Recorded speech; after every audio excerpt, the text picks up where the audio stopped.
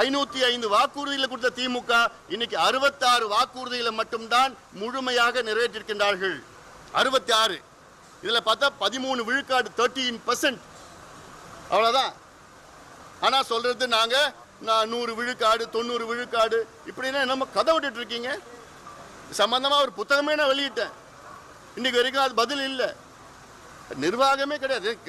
எல்லாமே ஊழல், காசு கொள்ளடிச்சு இந்த தேர்தலில் ஏதோ காசு கொடுத்து ஜெயிச்சிடலான்னு பாக்குறாங்க.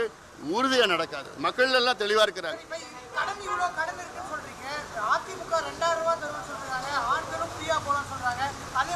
இல்ல, அது சரியான முறையில் நிர்வாகம் செய்து வரி வருவாயில பண்ணலாம். ரெவென்யூ ரிசீப்ஷன் இருக்கு. தமிழ்நாட்டினுடைய அரசினுடைய வரி வருவாயில அது செய்யலாம். நீங்க கடனை வாங்கி இதெல்லாம் பண்ணணும்னு அவசியம் அது நிர்வாகமே இல்லையே.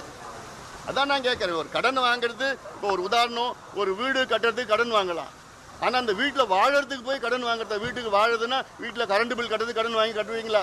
மளிகை சாமான் வாங்குறதுக்கு கடன் வாங்கி கட்டுவீங்களா? அதுதான் இவங்க செஞ்சுட்டு இருக்கிறாங்க. அது நாங்க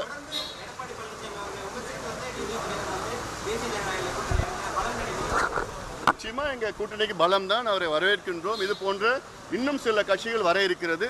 வந்ததுன்னா இன்னும் கூடுதலாக பலம் எங்கள் கூட்டணிக்கு வரும்.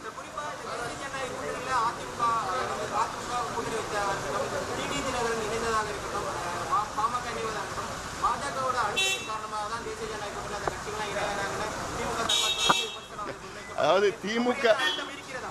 திமுக வைக்கின்ற ஒரே விமர்சனம் என்னன்னா, இது ஏதோ பாஜக ஸ்டாலின் அவர்களுக்கு காலையில் எழுந்தா பாஜக, தூங்குற வரைக்கும் பாஜக, அதுதான் அவருக்கு வருது. ஆனா இங்க அதிமுக தலைமையிலான கூட்டணி இங்க நடக்குது.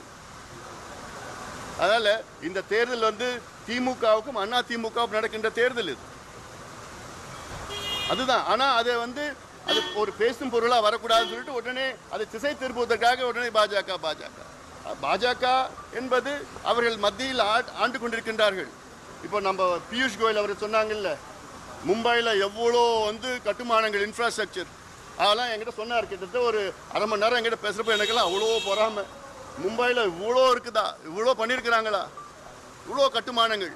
ஏன் எப்போ வரப்போகுது? சென்னைக்கு எப்போ வரப்போகுது? தமிழ்நாடு எப்போ வரப்போகுது? அதாவது எங்கள் கூட்டணி வந்தால் தான் நிச்சயமாக வரும். இது தமிழ்நாடு மக்களும் இது புரிந்து கொள்ள வேண்டும்.